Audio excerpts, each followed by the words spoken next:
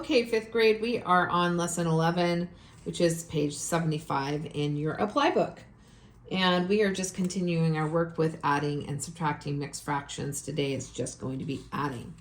So I like when they put these little frames here, it makes it a little easier.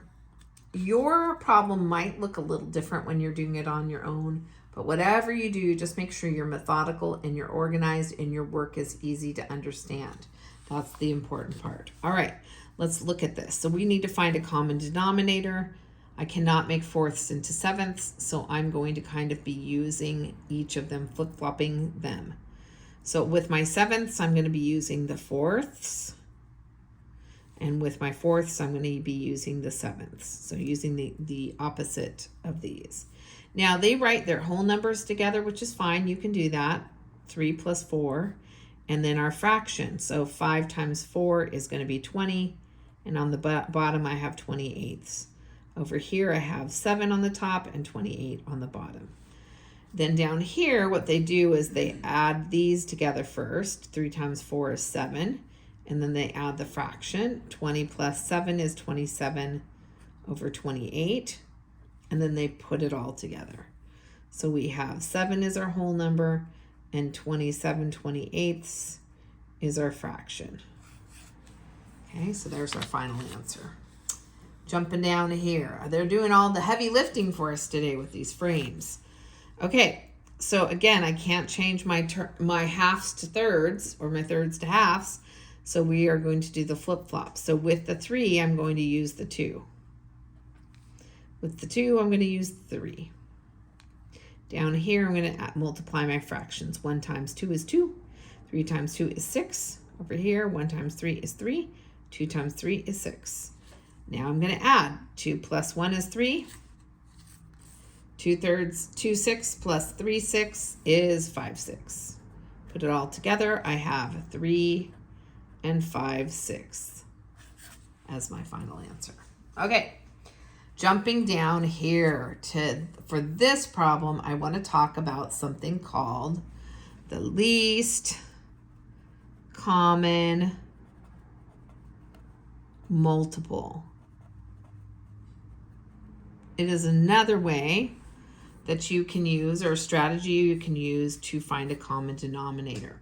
We've talked about how really when I find my final answer, I want my pieces to be kind of the largest pieces I can have if we're thinking about a fraction, okay? So one way we can look at this, because we could use flip-flop, and flip-flop will work and it will get us the correct answer. But we want our denominator to be the largest we can. Now, when we say largest, it doesn't mean like a bigger number. These pieces, 6 and fourths, are small, like those are bigger pieces. The bigger the number or the denominator on the bottom, right, the smaller the pieces. So if I had hundredths, it means something is cut into 100 pieces. It's like one whole pizza cut into 100 pieces. This is like one whole pizza cut into 6 pieces. So think about food. What would you rather eat? A piece of something cut into 6 pieces or something cut into 100 tiny pieces? Okay, so with 6 and fourths, it will give us 24. But is that the easiest denominator we could use? So let's do some counting. So to find the least common multiple, we're going to count by multiples.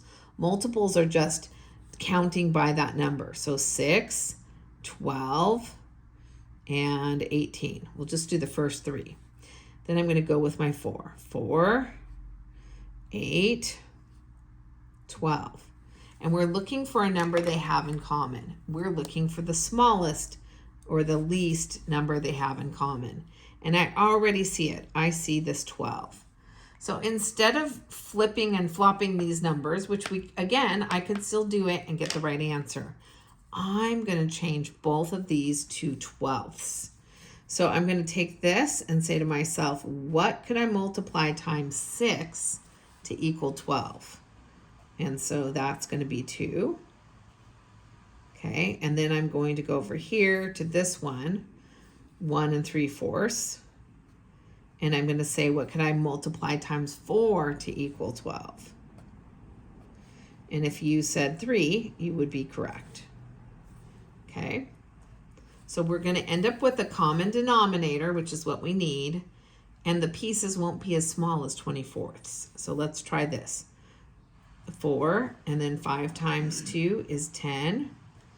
And then this is 12. It's my bottom number denominator. Plus 1 and 9/12. So we add it all together. I have 9 plus 10, which is 19/12. And I have 4 plus 1, which is 5. Okay. Let's use a little bit of logic here. Now I could convert using in and out. So this, let's do it real quick. Over here, I've got 19. That's my in number divided by my 12. So 12 will go into 19 one time. And when we subtract, we end up with 7, which is 7/12. Okay. That is not our final answer because this answer replaces the 9/12. It's equivalent to that.